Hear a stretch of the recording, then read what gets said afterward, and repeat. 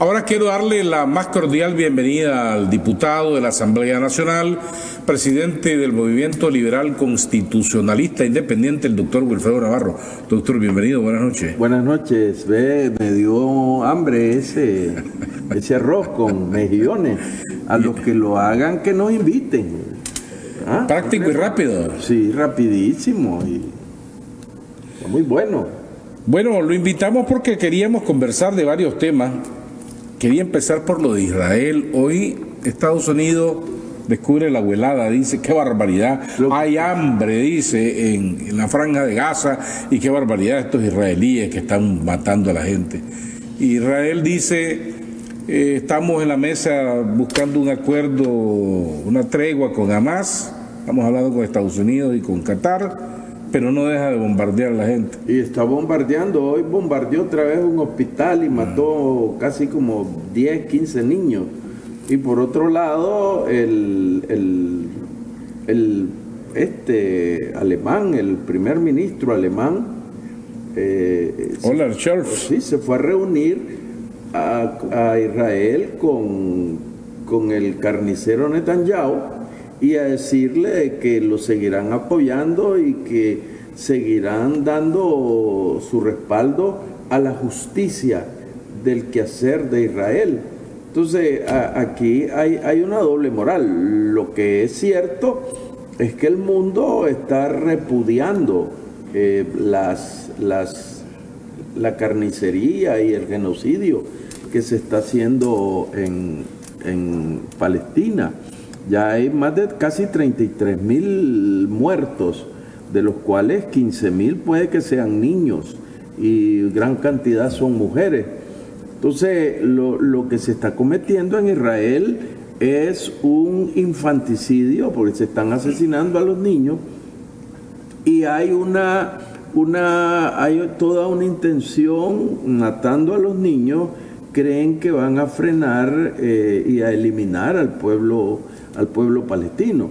Y lo otro que se está viendo es que con toda la destrucción que están causando, lo que quieren es hacer que el pueblo palestino salga de la franja de Gaza, se refugie en Egipto y ellos apropiarse de todas las cuestiones que hay ahí en Gaza, porque en Gaza hay recursos, reservas de gas y todas esas cosas, y apoderarse del puerto, pues, que está ahí, y las riquezas marinas, el mar, la pesca, etcétera. Entonces, cuando uno oye a Biden y oye a los otros dirigentes norteamericanos, lo que te demuestran es que ellos están con una actitud de destrucción del pueblo palestino. Pero a Biden le viene su medio vuelto ahora en las elecciones, porque hay una gran cantidad de palestinos y árabes en Estados Unidos que son ciudadanos americanos y que van a pasarle la cuenta en el momento de la votación. O sea, no las tienen todas con ellos. Y en Europa, pues la situación de crisis económica es galopante. Hay en España, en Italia, en Francia, el mismo Napoleoncito presidente francés, Macron, que estaba hablando de que hay que preparar tropas para ir para estar en Ucrania. Había que recordarle que yo decía la otra vez, y revisando la historia, que ya hay casi 90 años que Francia no gana una guerra, que lo sacaron a patadas de África, y que se recuerde el ejemplo que dio Napoleón agrediendo a Rusia. Pues Rusia tiene una historia de sacrificio, de lucha, y ningún ejército ha podido vencer a los rusos y apoderarse de su territorio.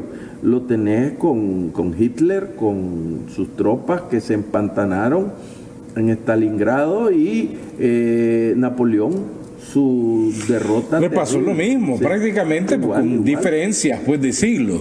Igual, entonces los que están pensando o pensaban, porque la guerra de Rusia con Ucrania es una guerra proxy, es una guerra montada por los europeos y los Estados Unidos para debilitar el crecimiento económico, el crecimiento político de Rusia.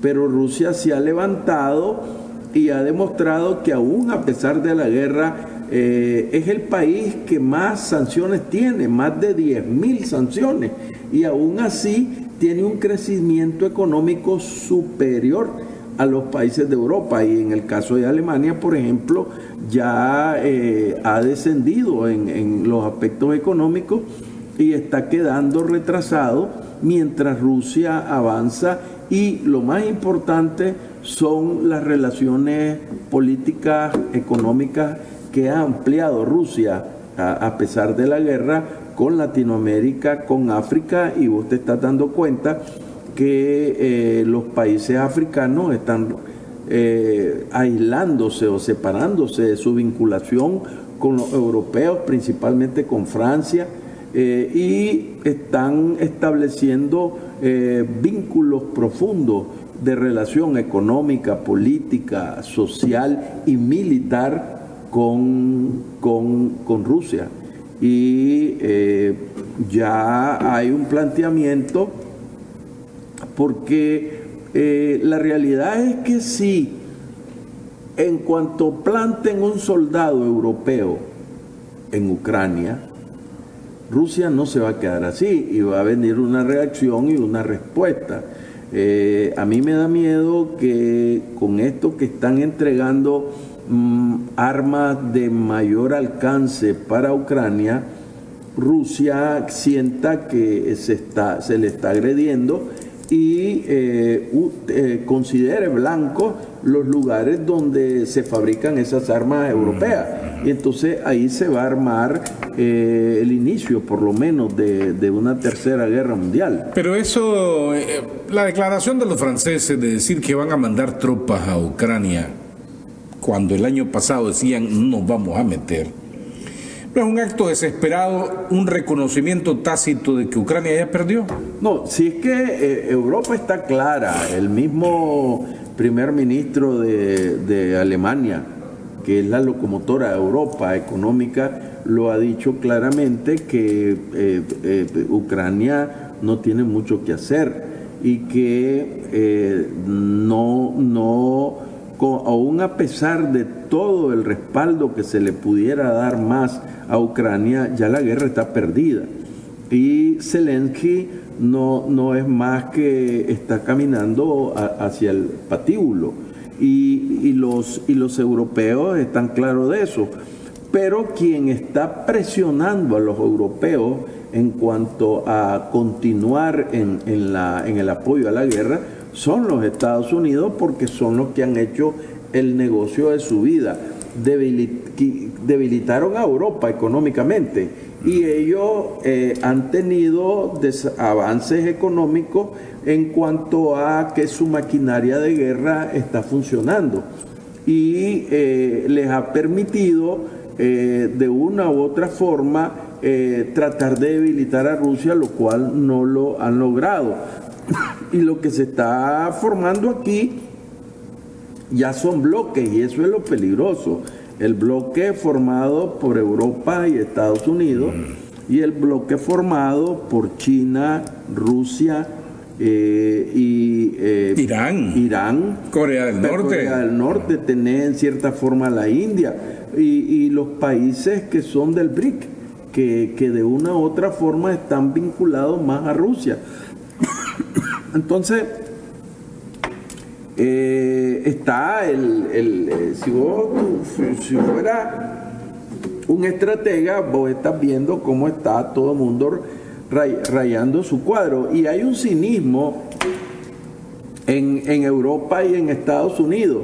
Estaba leyendo que están señalando a Corea del Norte porque le está dando armas y municiones a Rusia, y que acaso ellos no le han dado... Y ellos no han hecho lo mismo con Ucrania.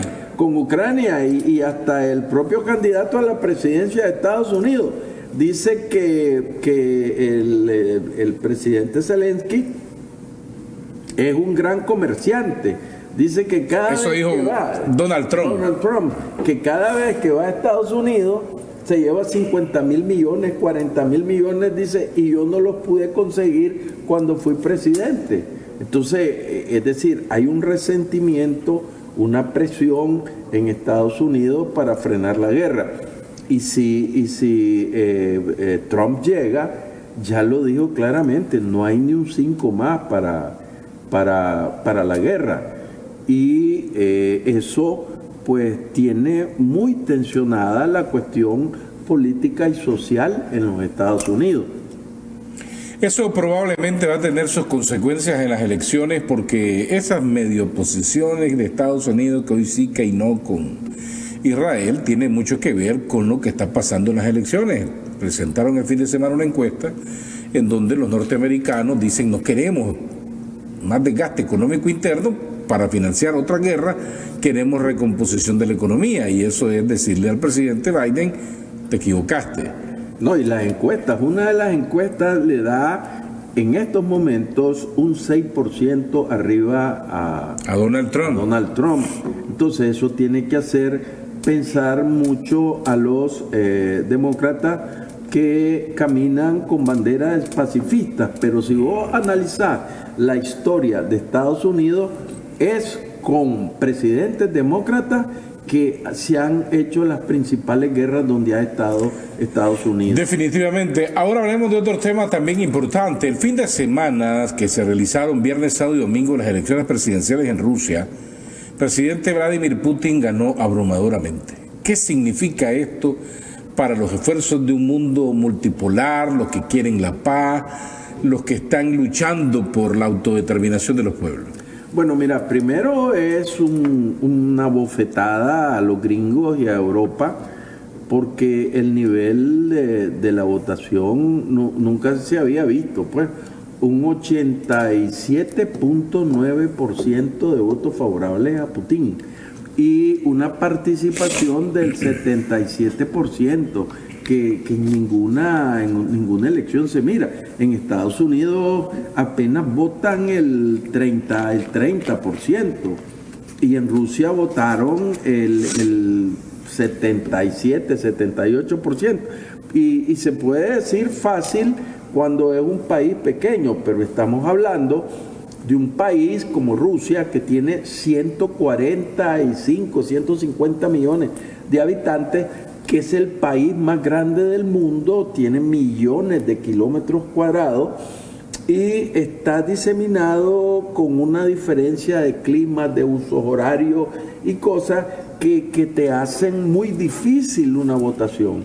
Y los resultados electorales te demuestran primero el nivel de organización que hay en Rusia, el nivel de organización, y el índice de votación demuestra que no hay forma que puedan estar diciendo que Putin no es un líder en Rusia, que Putin no es el hombre que espera a Rusia que lo saque de cualquier situación difícil. El liderazgo de Putin es incuestionable, y lo vemos que su presencia política está tanto en América como en los países de África, en los países de Asia, y es el freno. Y gracias a Dios lo vamos a tener hasta que Dios le permita vida y sano, lo vamos a tener hasta el 2030, porque Putin es un freno a la barbarie, a las agresiones de los Estados Unidos y de Europa. Estando Putin ahí, los gringos tienen que pensarla mucho, sus actuaciones contra los países débiles, pues, porque al final de cuentas la relación con Rusia garantiza que los países sean de una u otra forma respetados por Estados Unidos.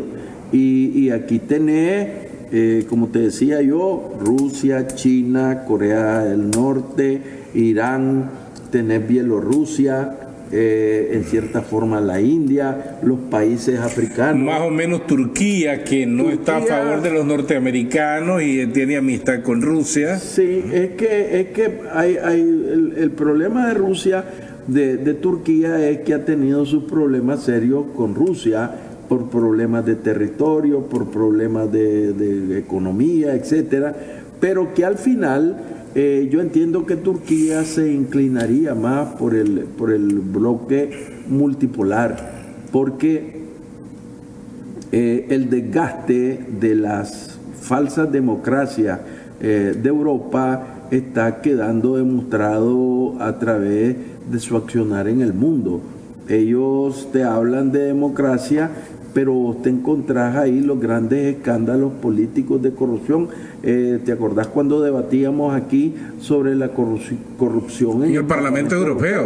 Eso quedó en nada. Todos los que recibieron millonadas por parte de Qatar para el Mundial, eso quedó enterrado y no han vuelto a tocar el tema. A la vicepresidenta del Parlamento Europeo, que estuvo presa, la dejaron libre y quedó todo así. Entonces vos ves que el peor ejemplo que pueden darnos de democracia son los europeos, y que nosotros estamos obligados, como dice el presidente Putin, a retomar nuestros propios caminos y nuestros propios destinos, y que ya se acabaron los gamonales y los asesinos que venían aquí a querernos con horca y cuchillo y enseñándonos la cruz, a tratar de dominar la voluntad que tenemos de vivir libre y sin compromiso con nadie.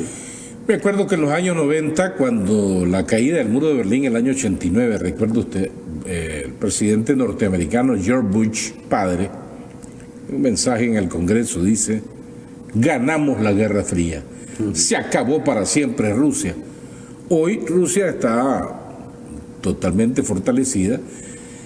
Esta reelección del presidente Putin va a ayudar a fortalecer, a impulsar el multilateralismo en el mundo. Por supuesto, si la locomotora del multilateralismo es Rusia, y a la cabeza el presidente Putin. Y Putin está claro de que tiene que haber un mundo donde no haya un control y un sometimiento como el que ha habido ahora por parte de los Estados Unidos principalmente.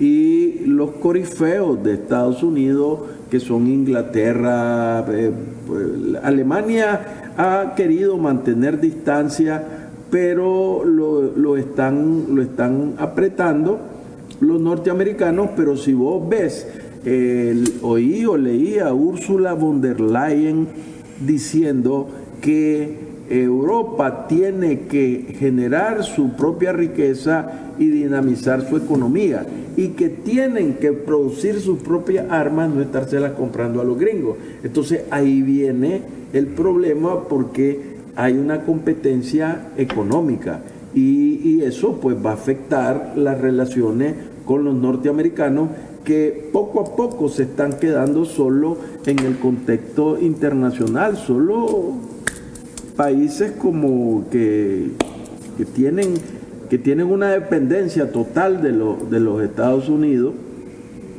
que están sometidos a las órdenes que ellos les pueden dar. Por ejemplo, en el caso nuestro de Nicaragua, que hemos tratado de mantener nuestra política en una línea de independencia y de autodeterminación, hemos ido avanzando aún a pesar de los chantajes norteamericanos. Ahorita Moody acaba de decir que Nicaragua, con la política fiscal que tiene, los incrementos de los ingresos fiscales y externos, permiten que nosotros podamos mantener la economía al nivel que la mantenemos. sin necesidad de apoyos multilaterales. Y que además el hecho de que estemos generando nuestras propias riquezas y la productividad y la inversión se haya desarrollado, nos permite que las presiones económicas de los Estados Unidos no afecten la economía. Y a esto le suma, el mismo Moody, le suma la situación de que el Tratado de Libre Comercio con China va a incrementar las inversiones en Nicaragua y va a aumentar los niveles de exportación, lo que hace que Nicaragua sea en el futuro no dependiente de los mercados tradicionales y que además pueda saltar la brecha que le puedan imponer cualquier tipo de sanción norteamericana. Entonces, nosotros, con esa visión del multilateralismo que estamos abriéndonos al mundo, este país chiquito está logrando avanzar y construir su propio destino, y que más Rusia, con los recursos y las capacidades que tiene. Rusia es el país más rico del mundo, tiene reservas internacionales de petróleo, y eso aparte de lo que le han robado con el cuento de la guerra, porque más de 300.000 millones de dólares en dinero depositado fuera y en reservas de oro. Sí, entonces todo eso y no le hizo ni cosquilla. Y Rusia va caminando y Putin está liderando ese esfuerzo mundial por construir sociedades más igualitarias, y como dicen los chinos y dicen los rusos, es negocio, hagamos negocio, pero que haya también una proyección social, generemos riqueza, pero redistribuyámosla, y eso no lo entienden los norteamericanos, pues. Y entonces por eso es que cada día más países están uniéndose al carro del multilateralismo, y los controles que tenían los europeos y Estados Unidos en África, por ejemplo, o en Asia, se están desmoronando porque los pueblos están despertando ante el liderazgo del presidente Putin, que está haciendo despertar las visiones de libertad de los pueblos de América. Y entonces no tengo la menor duda que el presidente Putin va a continuar encabezando este esfuerzo de transformación en el mundo para beneficio de todas las sociedades.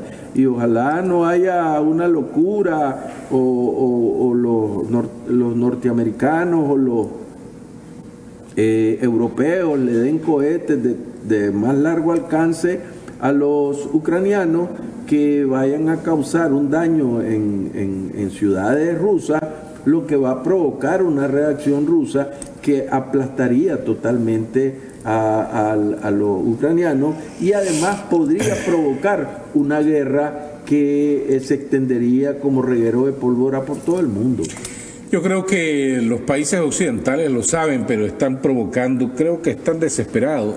Quisiera su opinión. Están jincando al gato. Su opinión respecto a lo siguiente. Donald Trump, que pareciese, de acuerdo a las encuestas, que va a ser reelecto el próximo mes de noviembre como presidente de los Estados Unidos, ha dicho: voy a agarrar el teléfono y en cuestión de 5 minutos se acabó la guerra con Ucrania, les voy a cortar la llave de los recursos y yo me pongo de acuerdo con Putin y esto se acabó.